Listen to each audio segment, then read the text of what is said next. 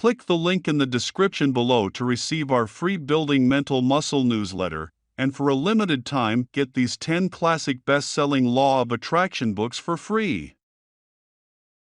We hope you enjoy this presentation. If so, please click the like button and click the subscribe button below to receive notification when we release new recordings. Richard Hargraves presents 5 Lessons by Neville Goddard. First published 1948. This audio edition recorded 2023. Digitally narrated using the voice of Jeff Masters for buildingmentalmuscle.com. Copyright 2023 Iron Power Publishing. All rights reserved. 5 Lessons by Neville Goddard. Lesson 3. Thinking fourth dimensionally. There are 2 actual outlooks on the world possessed by every man, and the ancient storytellers were fully conscious of these 2 outlooks. They called the one the carnal mind and the other the mind of Christ. We recognize these 2 centers of thought in the statement, "The natural man receiveth not the things of the Spirit of God, for they are foolishness unto him, neither can he know them, because they are spiritually discerned."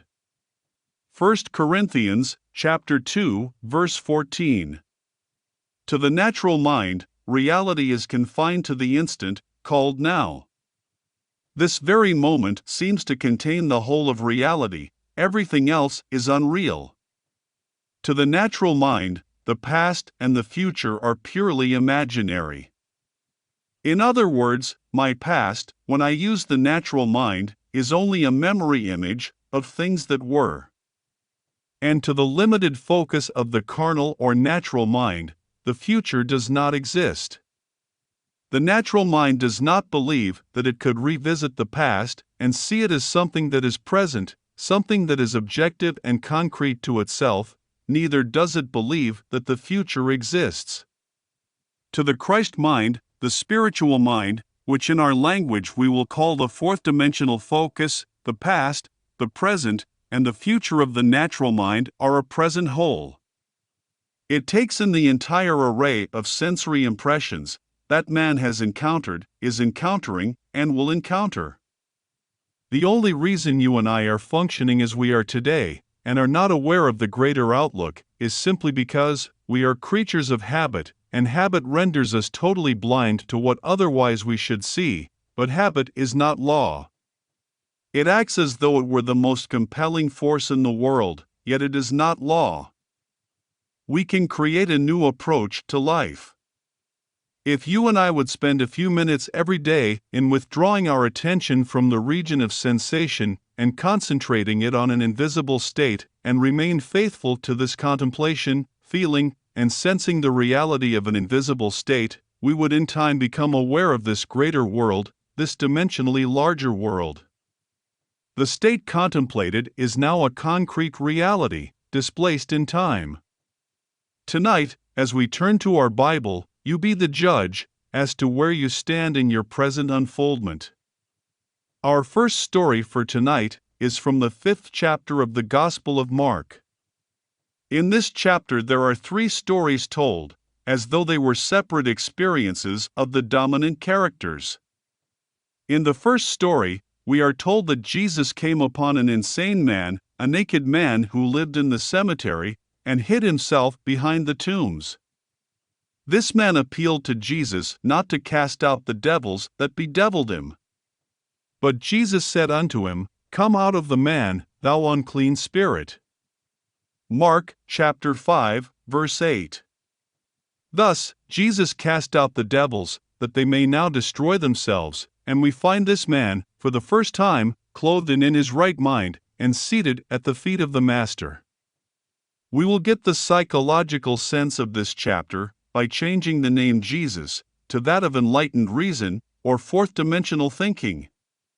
As we progress in this chapter, we are told that Jesus now comes upon the high priest, whose name is Jairus.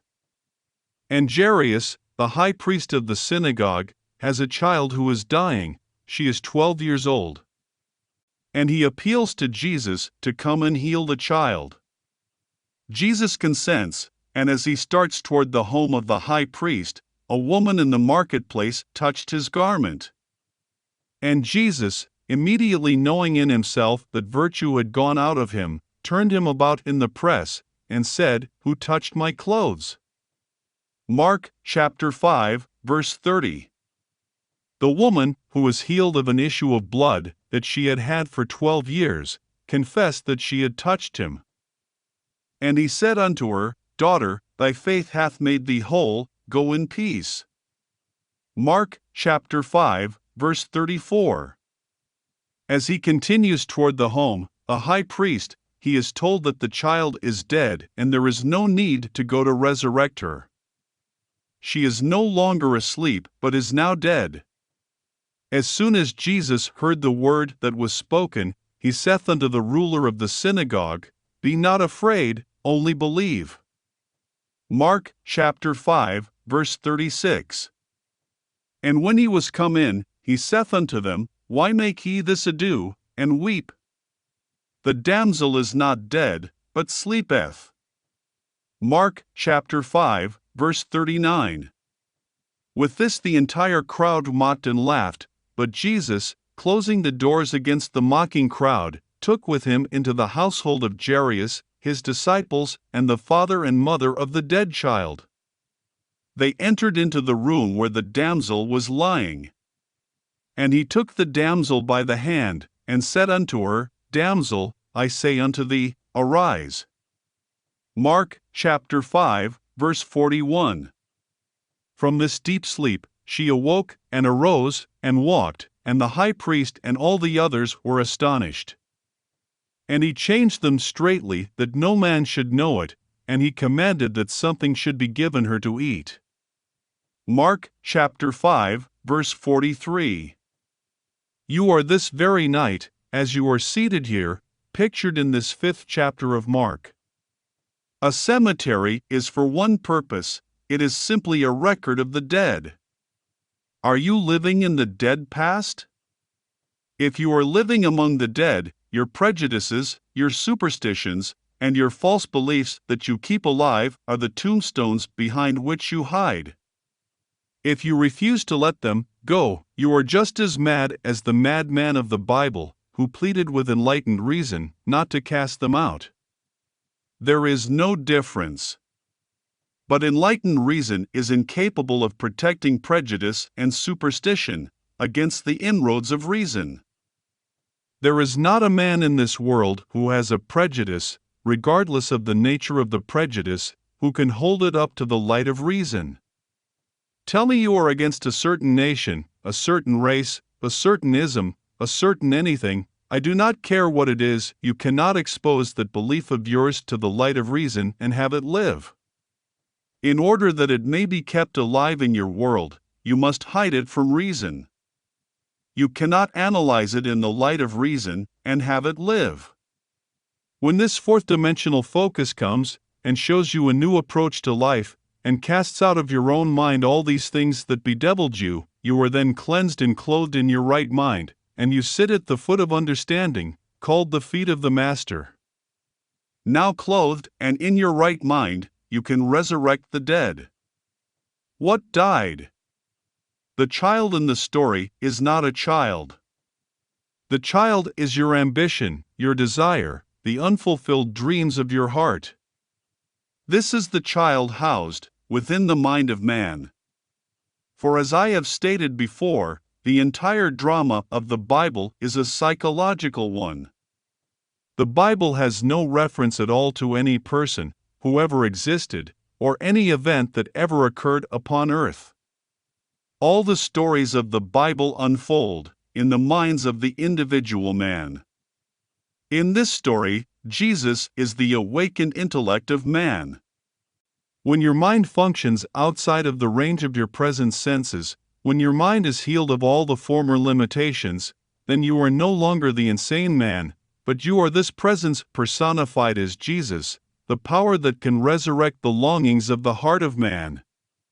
You are now the woman with the issue of blood.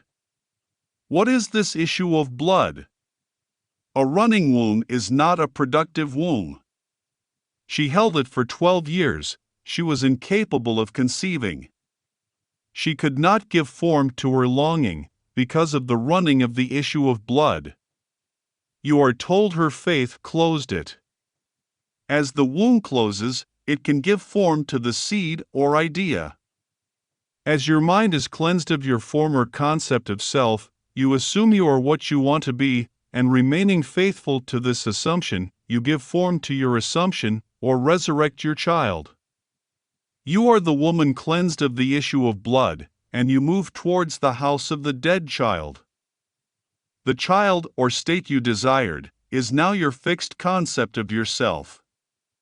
But now, having assumed that I am what formerly I desired to be, I cannot continue desiring what I am conscious of being. So, I do not discuss it.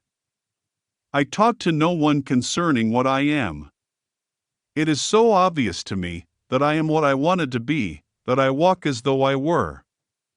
Walking as though I am what formerly I wanted to be, my world of limited focus does not see it, and thinks I no longer desire it. The child is dead within their world, but I, who know the law, say, the child is not dead. The damsel is not dead, she but sleepeth. I now awaken her. I, by my assumption, awaken and make visible in my world what I assume, for assumptions, if sustained, invariably awaken what they affirm. I close the door. What door? The door of my senses. I simply shut out completely all that my senses reveal. I deny the evidence of my senses. I suspend the limited reason of the natural man, and walk in this bold assertion that I am what my senses deny. With the door of my senses closed, what do I take into that disciplined state? I take no one into that state, but the parents of the child and my disciples. I close the door against the mocking, laughing crowd. I no longer look for confirmation. I completely deny the evidence of my senses, which mock my assumption, and do not discuss with others whether my assumption is possible or not. Who are the parents? We have discovered that the father-mother of all creation is man's I amness. Man's consciousness is God. I am conscious of the state. I am the father-mother of all my ideas, and my mind remains faithful to this new concept of self. My mind is disciplined. I take into that state the disciples, and I shut out of that state everything that would deny it. Now the child, unaided by a man, is resurrected. The condition which I desired, and assumed that I had, becomes objectified within my world, and bears witness to the power of my assumption. You be the judge, I cannot judge you. You are either living now in the dead past, or you are living as the woman whose issue of blood has been stanched. Could you actually answer me if I asked you the question? Do you believe now that you, without the assistance of another, need only assume that you are what you want to be, to make that assumption real within your world? Or do you believe that you must first fulfill a certain condition imposed upon you by the past, that you must be of a certain order, or a certain something? I am not being critical of certain churches or groups, but there are those who believe that anyone outside of their church or group is not yet saved. I was born a Protestant. You talk to a Protestant, there is only one Christian, a Protestant. You talk to a Catholic, why there is nothing in the world that is a Christian, but a Catholic. You talk to a Jew, and the Christians are heathens, and the Jews are the chosen. You talk to a Mohammedan, Jews and Christians are the infidels. You talk to someone else, and all these are the untouchables. It does not matter to whom you talk, they are always the chosen ones.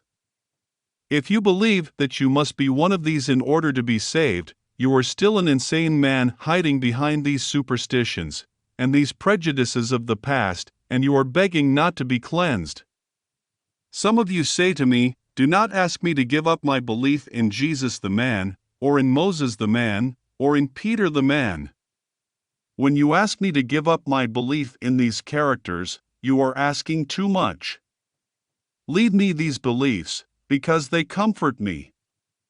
I can believe that they lived upon earth and still follow your psychological interpretation of their stories. I say, come out of the dead past.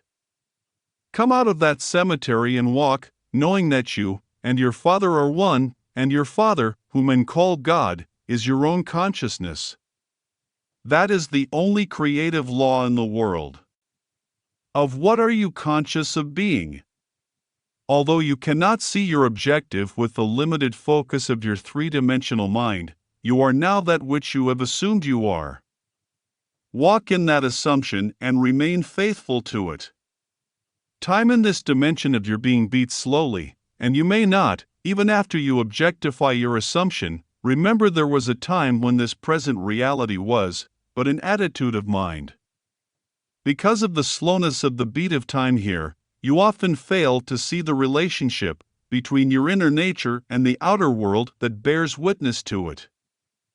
You be the judge of the position you now occupy in this 5th chapter of Mark. Are you resurrecting the dead child? Are you still in need of having that womb of your mind closed? Is it still running and therefore cannot be fertile? Are you now the insane man living in the dead past? Only you can be the judge and answer these questions. Now, we turn to a story in the 5th chapter of the Gospel of John. This will show you how beautifully the ancient storytellers told of the two distinct outlooks on this world. One, the limited three-dimensional focus, and the other, the fourth-dimensional focus. This story tells of an impotent man who is quickly healed. Jesus comes to a place called Bethesda, which by definition means the house of 5 porches. On these 5 porches are unnumbered impotent folk, lame, blind, halt, withered, and others.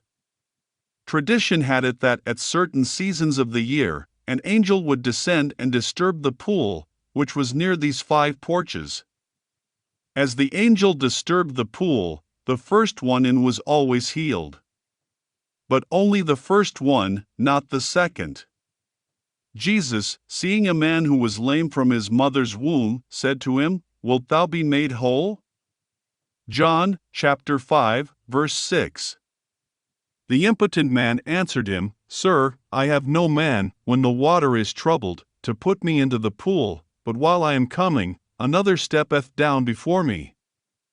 John chapter 5, verse 7. Jesus saith unto him, "Rise, take up thy bed, and walk." John chapter 5, verse 8. And immediately the man was made whole, and took up his bed, and walked, and on the same day was the Sabbath. John chapter 5, verse 9. You read this story, and you think some strange man, who possessed miraculous power, suddenly said to the lame man, "Rise and walk." I cannot repeat too often that the story, even when it introduces numberless individualities, takes place within the mind of the individual man. The pool is your consciousness. The angel is an idea, called the messenger of God. Consciousness being God, when you have an idea, you are entertaining an angel. The minute you are conscious of a desire, your pool has been disturbed. Desire disturbs the mind of man. To want something is to be disturbed.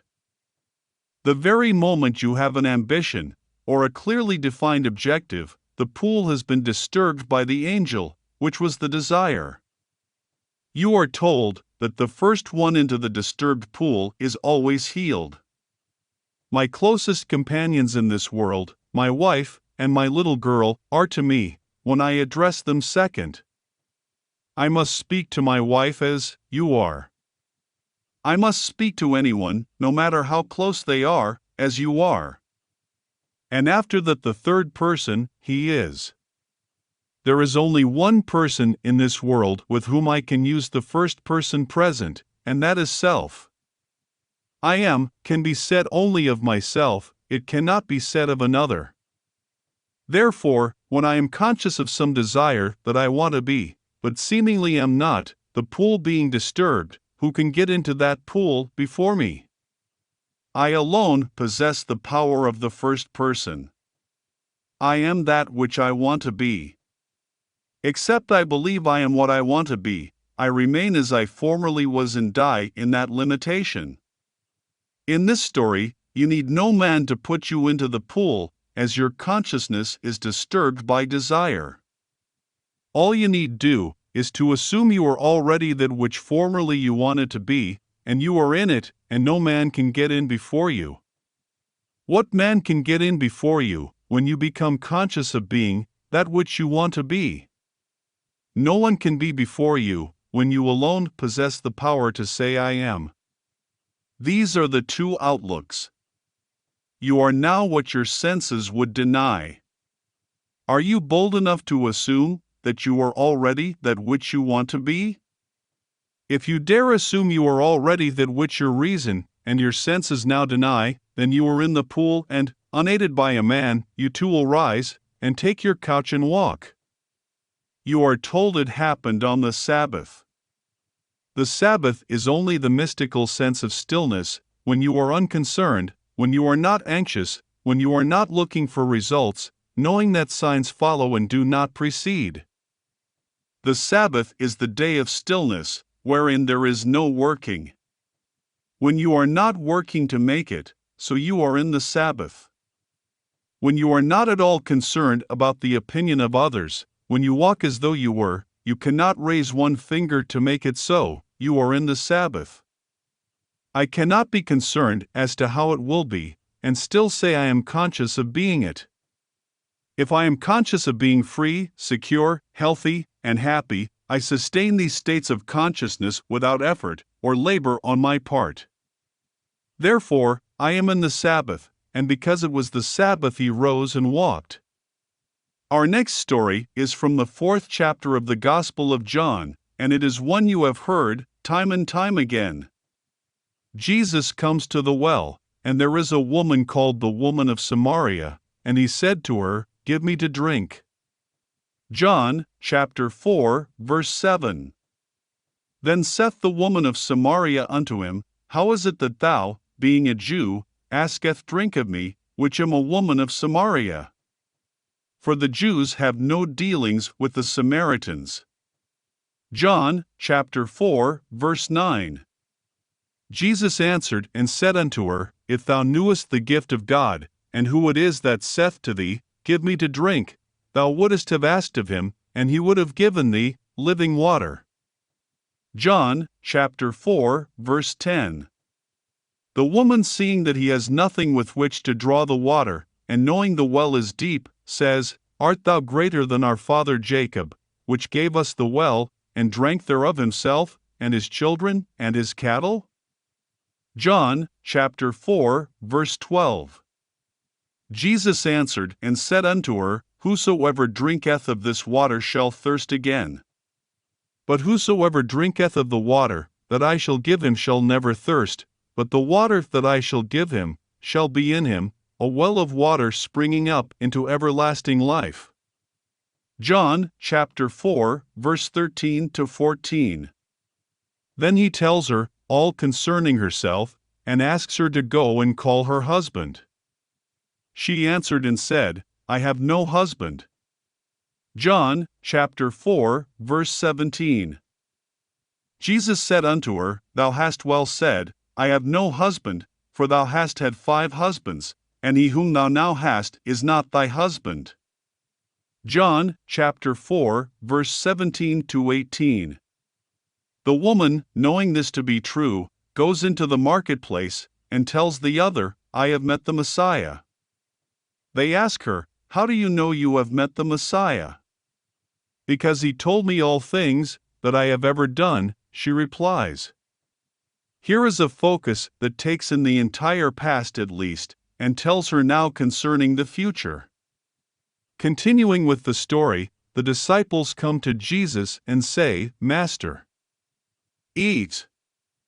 John chapter 4, verse 31. But he said unto them, I have meat to eat, that ye know not of. John chapter 4, verse 32.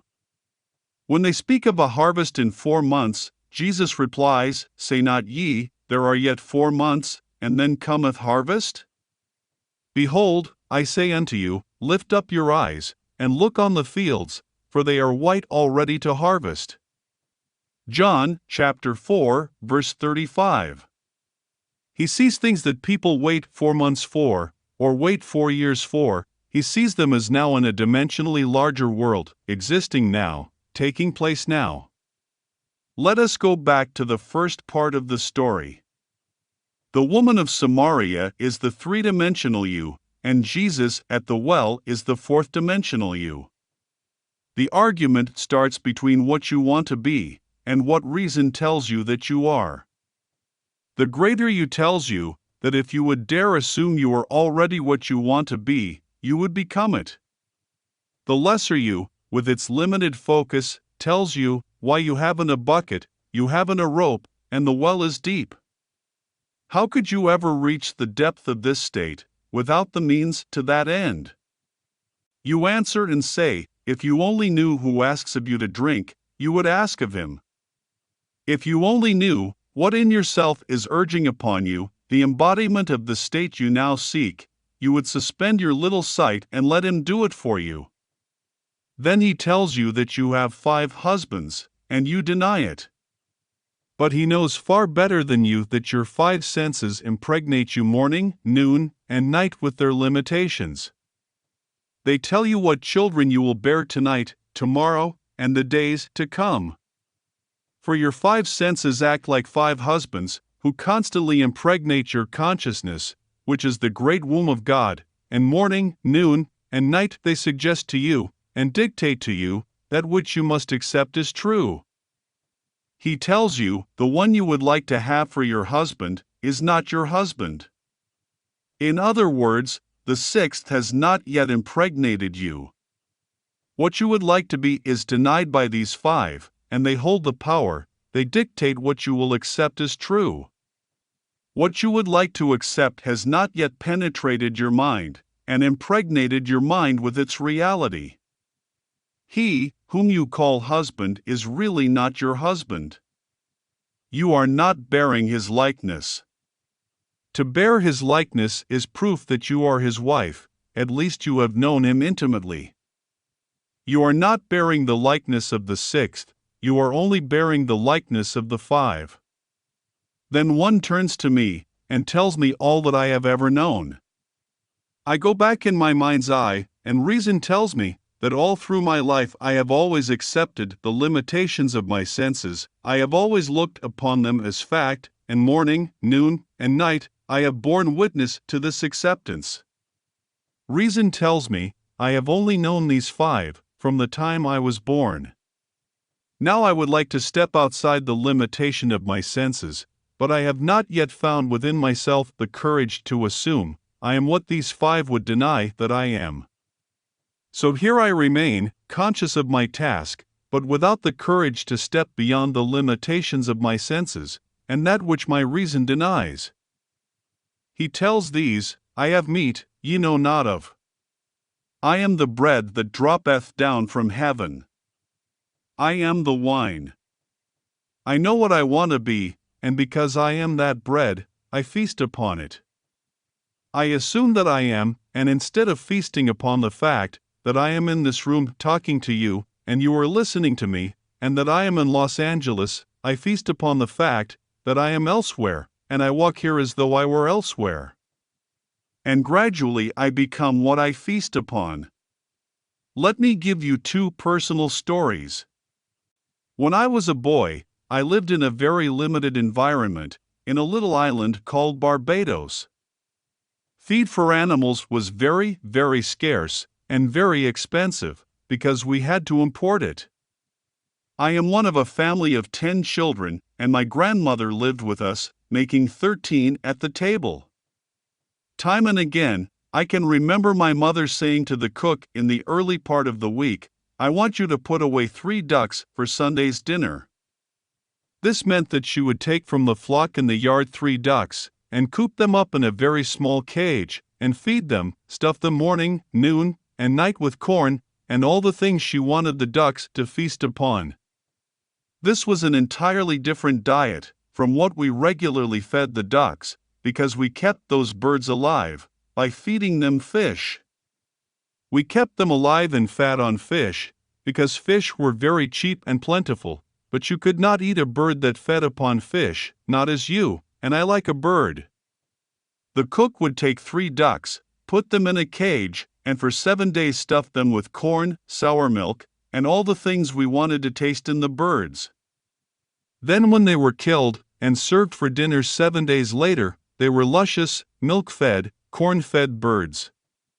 But occasionally the cook forgot to put away the birds, and my father, knowing we were having ducks, and believing that she had carried out the command, did not send anything else for dinner, and 3 fish came to the table. You could not touch those birds, for they were so much the embodiment of what they fed upon. Man is a psychological being, a thinker. It is not what he feeds upon physically, but what he feeds upon mentally that he becomes. We become the embodiment of that which we mentally feed upon. Now those ducks could not be fed corn in the morning, and fish in the afternoon, and something else at night. It had to be a complete change of diet. In our case, we cannot have a little bit of meditation in the morning, curse at noon, and do something else in the evening. We have to go on a mental diet. For a week we must completely change our mental food. Whatsoever things are true, whatsoever things are honest, whatsoever things are just, whatsoever things are pure, whatsoever things are of good report, if there be any virtue, and if there be any praise, think on these things. Philippians chapter 4, verse 8. As a man thinketh in his heart, so is he. If I could now single out the kind of mental food I want to express within my world, and feast upon it, I would become it. Let me tell you why I am doing what I am doing today. It was back in 1933 in the city of New York, and my old friend Abdullah, with whom I studied Hebrew for 5 years, was really the beginning of the eating of all my superstitions. When I went to him, I was filled with superstitions. I could not eat meat, I could not eat fish, I could not eat chicken, I could not eat any of these things that were living in the world. I did not drink, I did not smoke, and I was making a tremendous effort to live a celibate life. Abdullah said to me, "I am not going to tell you. You are crazy, Neville, but you are, you know. All these things are stupid." But I could not believe they were stupid. In November 1933, I bade goodbye to my parents in the city of New York. As they sailed for Barbados. I had been in this country 12 years with no desire to see Barbados. I was not successful, and I was ashamed to go home to successful members of my family. After 12 years in America, I was a failure in my own eyes. I was in the theater, and made money 1 year, and spent it the next month. I was not what I would call by their standards, nor by mine, a successful person. Mind you, when I said goodbye to my parents in November, I had no desire to go to Barbados. The ship pulled out, and as I came up the street, something possessed me with a desire to go to Barbados. It was the year 1933. I was unemployed and had no place to go, except a little room on 75th Street. I went straight to my old friend Abdullah, and said to him, "Ab, the strangest feeling is possessing me. For the first time in 12 years, I want to go to Barbados." "If you want to go, Neville, you have gone," he replied. That was very strange language to me. I am in New York City on 72nd Street, and he tells me I have gone to Barbados. I said to him, "What do you mean? I have gone, Abdullah. He said, Do you really want to go? I answered, Yes. He then said to me, As you walk through this door, now you are not walking on 72nd Street, you are walking on palm line streets, coconut line streets. This is Barbados. Do not ask me how you are going to go. You are in Barbados. You do not say how, when you are there. You are there. Now you walk as though you were there. I went out of his place in a daze. I am in Barbados. I have no money, I have no job, I am not even well clothed, and yet I am in Barbados. He was not the kind of a person with whom you would argue, not Abdullah. 2 weeks later, I was no nearer my goal than on the day I first told him I wanted to go to Barbados. I said to him, Ab, I trust you implicitly, but here is one time, I cannot see how it is going to work. I have not one penny towards my journey, I began to explain. You know what he did. He was as black as the ace of spades, my old friend Abdullah, with his turbaned head. As I sat in his living room, he rose from his chair, and went towards his study, and slammed the door, which was not an invitation to follow him. As he went through the door he said to me, I have said all that I have to say. On the 3rd of December, I stood before Abdullah, and told him again, I was no nearer my trip. He repeated his statement, You are in Barbados. The very last ship sailing for Barbados, that would take me there for the reason I wanted to go, which was to be there for Christmas, sailed at noon on December 6th, the old Nerissa. On the morning of December 4th, having no job, having no place to go, I slept late. When I got up there was an airmail letter from Barbados under my door. As I opened the letter a little piece of paper flickered to the floor. I picked it up and it was a draft for $50. The letter was from my brother Victor, and it read, I am not asking you to come, Neville, this is a command. We have never had a Christmas when all the members of our family were present at the same time. This Christmas it could be done, if you would come. My oldest brother Cecil left home before the youngest was born, and then we started to move away from home at different times, so never in the history of our family were we ever all together at the same time. The letter continued, You are not working, I know there is no reason why you cannot come, so you must be here before Christmas. The enclosed $50 is to buy a few shirts or a pair of shoes you may need for the trip. You will not need tips, use the bar if you are drinking. I will meet the ship and pay all your tips and your incurred expenses. I have cabled Furness, Withy and Company in New York City, and told them to issue you a ticket when you appear at their office. The $50 is simply to buy some little essentials. You may sign as you want aboard the ship. I will meet it and take care of all obligations. I went down to Furness, Withy and Company with my letter and let them read it. They said, We received the cable, Mr. Goddard, but unfortunately we have not any space left on the December 6th sailing. The only thing available is third class, between New York and St. Thomas. When we get to St. Thomas, we have a few passengers who are getting off. You may then ride first class from St. Thomas to Barbados. But between New York and St. Thomas you must go third class, although you may have the privileges of the first class dining room, and walk the decks of the first class. I said, I will take it. I went back to my friend Abdullah on the afternoon of December 4th and said, It worked like a dream. I told him what I had done, thinking he would be happy. Do you know what he said to me? He said, Who told you that you were going third class? Did I see you in Barbados, the man you are, going third class? You are in Barbados, and you went there first class. I did not have one moment to see him again before I sailed on the noon of December 6th.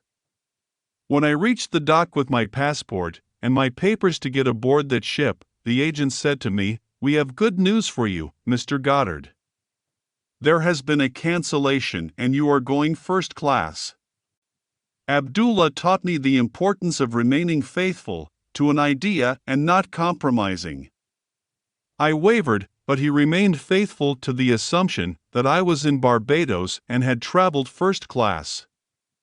Now back to the significance of our two Bible stories. The well is deep, and you have no bucket, you have no rope. It is 4 months to the harvest, and Jesus says, "I have meat to eat, ye know not of. I am the bread of heaven." Feast on the idea, become identified with the idea, as though you were already that embodied state. Walk in the assumption that you are what you want to be. If you feast on that and remain faithful to that mental diet, you will crystallize it. You will become it in this world. When I came back to New York in 1934, after 3 heavenly months in Barbados, I drank, I smoked, and did everything I had not done in years. I remembered what Abdullah had said to me, "After you have proven this law you will become normal, Neville. You will come out of that graveyard, you will come out of that dead past, where you think you are being holy. For all you are really doing, you are being so good, Neville, you are good for nothing." I came back walking this earth a completely transformed person. From that day, which was in February 1934, I began to live more and more. I cannot honestly tell you I have always succeeded. My many mistakes in this world, my many failures would convict me, if I told you that I have so completely mastered the movements of my attention that I can at all times remain faithful to the idea I want to embody. But I can say with the ancient teacher, although I seem to have failed in the past, I move on and strive day after day to become that which I want to embody in this world. Suspend judgment, refuse to accept what reason and the senses now dictate, and if you remain faithful to the new diet, you will become the embodiment of the ideal, to which you remain faithful. If there is one place in the world that is unlike my little island of Barbados, it is New York City. In Barbados, the tallest building is 3 stories, and the streets are lined with palm trees and coconut trees, and all sorts of tropical things. In New York City, you must go to a park to find a tree. Yet I had to walk the streets of New York, as though I walked the streets of Barbados. To one's imagination, all things are possible. I walked, feeling that I was actually walking the streets of Barbados, and in that assumption, I could almost smell the odor of the coconut-lined lanes. I began to create within my mind's eye the atmosphere I would physically encounter were I in Barbados. As I remained faithful to this assumption, somebody canceled passage and I received it. My brother in Barbados, who never thought of my coming home, has the commanding urge to write me a strange letter.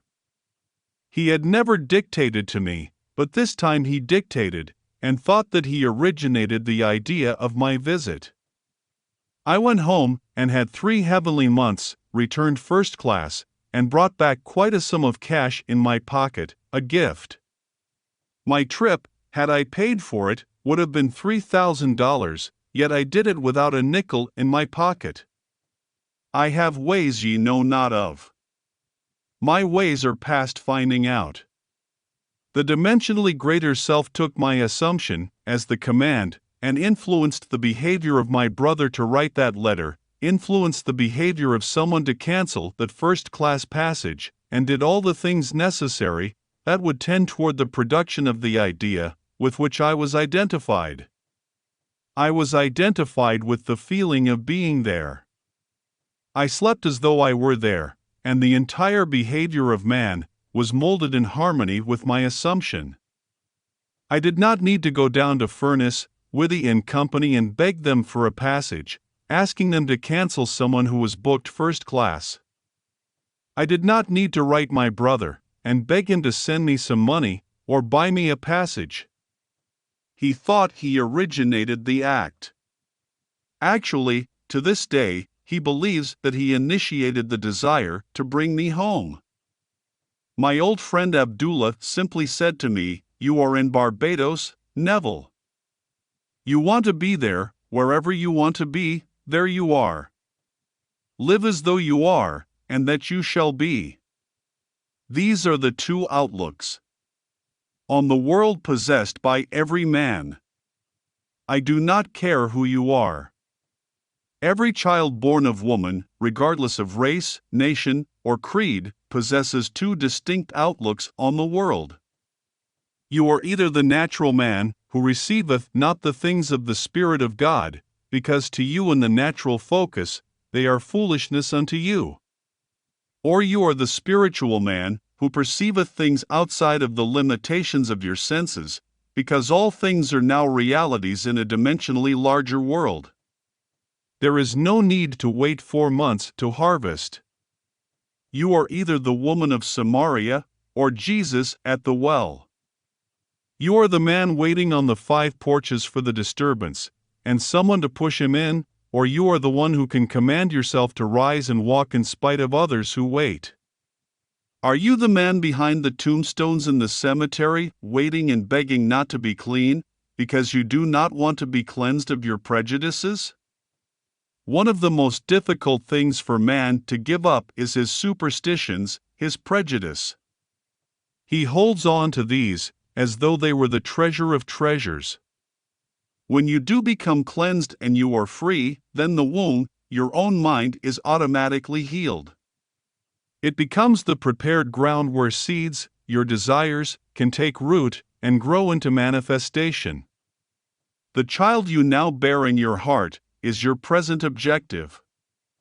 Your present longing is a child, that is as though it were sick. If you assume you are now what you would like to be, the child for a moment becomes dead, because there is no disturbance anymore. You cannot be disturbed when you feel you are what you want to be, because if you feel you are what you wanted to be, you are satisfied in that assumption. To others who judge superficially, you seem no longer to desire, so to them the desire, or damsel, is dead. They think you have lost your ambition, because you no longer discuss your secret ambition. You have completely adjusted yourself to the idea. You have assumed that you are what you want to be. You know, she is not dead, she but sleepeth. I go to awaken her. I walk in the assumption that I am, and as I walk, I quietly awaken her. Then when she awakens, I will do the normal, natural thing, I will give her to eat. I will not brag about it, and tell others, I simply go, and tell no man. I feed this state I now like with my attention. I keep it alive within my world by becoming attentive to it.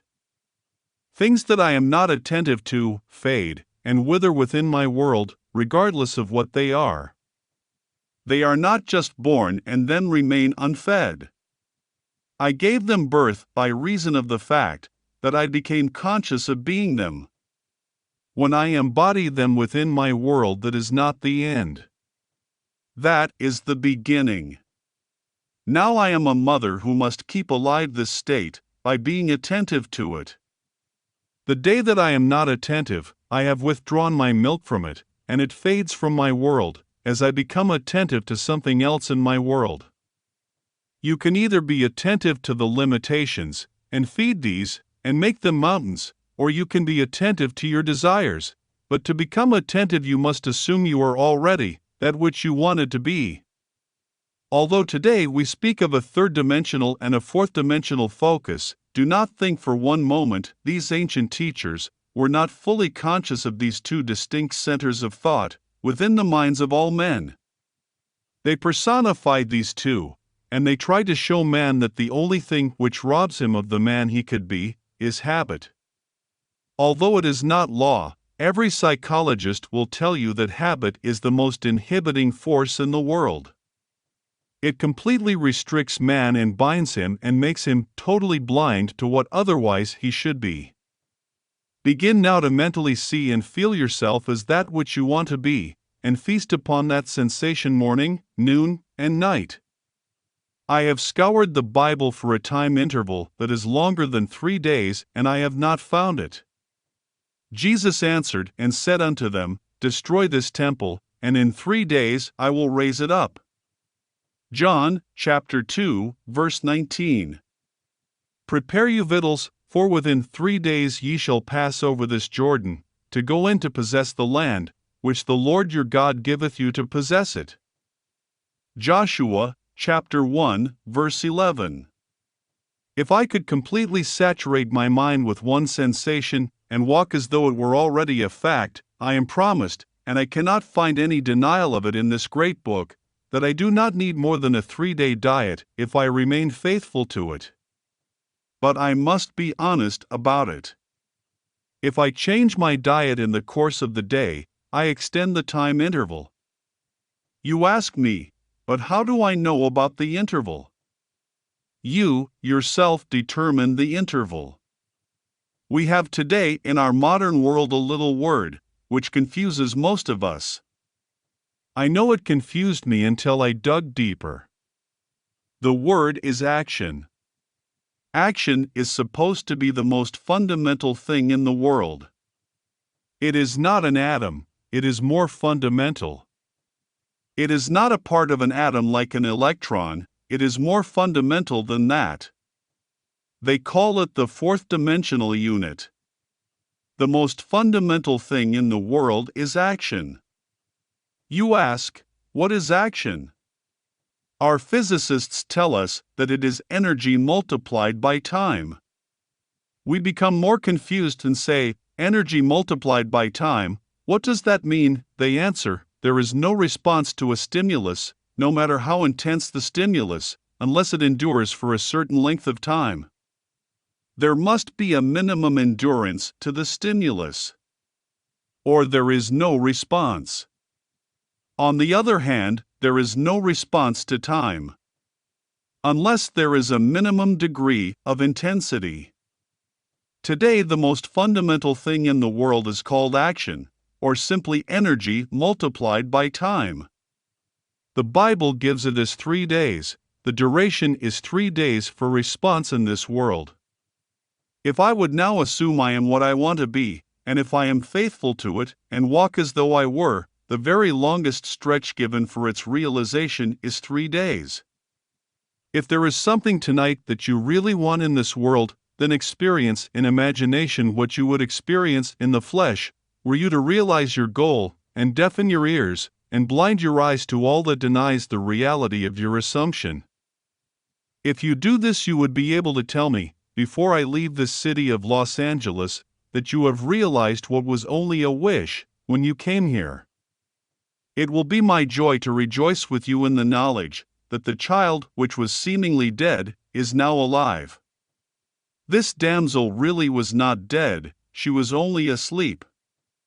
You fed her in this silence, because you have meat no one else knows of. You gave her food, and she became a resurrected living reality within your world. Then you can share your joy with me, and I can rejoice in your joy.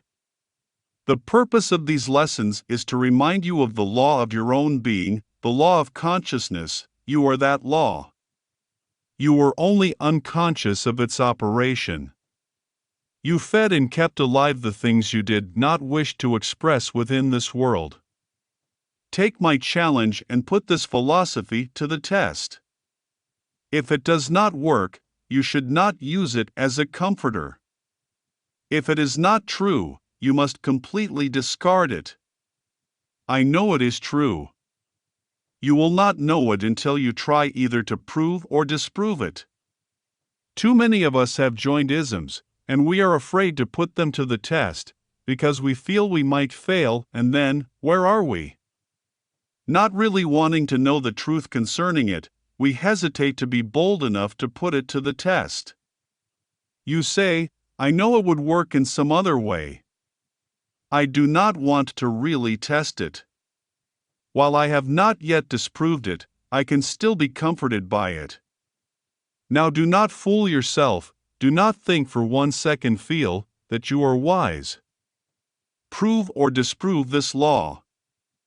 I know that if you attempt to disprove it, you will prove it, and I will be the richer for your proving it, not in dollars, not in things, but because you become the living fruit of what I believe I am teaching in this world. It is far better to have you a successful, satisfied person after 5 days of instruction than to have you go out dissatisfied. I hope you will be bold enough to challenge this instruction and either prove or disprove it. Now, before we go into the silence period, I shall briefly explain the technique again.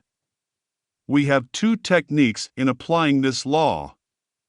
Everyone here must now know exactly what he wants. You must know that if you do not get it tonight, you will still be as desirous tomorrow concerning this objective. When you know exactly what you want, construct in your mind's eye a single, simple event which implies fulfillment of your desire, an event wherein self predominates. Instead of sitting back and looking at yourself as though you were on the screen, you be the actor in the drama. Restrict the event to one single action. If you are going to shake a hand, because that implies fulfillment of your desire, then do that and that only. Do not shake hands and then wander off in your imagination to a dinner party or to some other place. Restrict your action to simply shaking hands and do it over and over again until that handshake takes on the solidity and the distinctness of reality. If you feel you cannot remain faithful to an action, I want you now to define your objective and then condense the idea, which is your desire, into a single phrase, a phrase which implies fulfillment of your desire, some phrase such as, "Isn't it wonderful?" Or if I felt thankful because I thought someone was instrumental in bringing my desire to pass, I could say, "Thank you," and repeat it with feeling over and over again, like a lullaby until my mind was dominated by the single sensation of thankfulness. We will now sit quietly in these chairs with the idea, which implies fulfillment of our desire condensed to a single phrase, or to a single act. We will relax and immobilize our physical bodies. Then let us experience in imagination the sensation, which our condensed phrase or action affirms. If you imagine yourself shaking another person's hand, do not use your physical hand, let it remain immobilized. But imagine that housed within your hand is a more subtle, more real hand, which can be extracted in your imagination. Put your imaginary hand into the imaginary hand of your friend who stands before you and feel the handshake. Keep your physical body immobilized even though you become mentally active in what you are now about to do. Now we will go into the silence. End of Lesson 3. We hope you enjoyed this presentation. If so, please click the like button and click the subscribe button below to receive notification when we release new recordings. Click the link in the description below to receive our free Building Mental Muscle newsletter, and for a limited time get these 10 classic best-selling Law of Attraction books for free.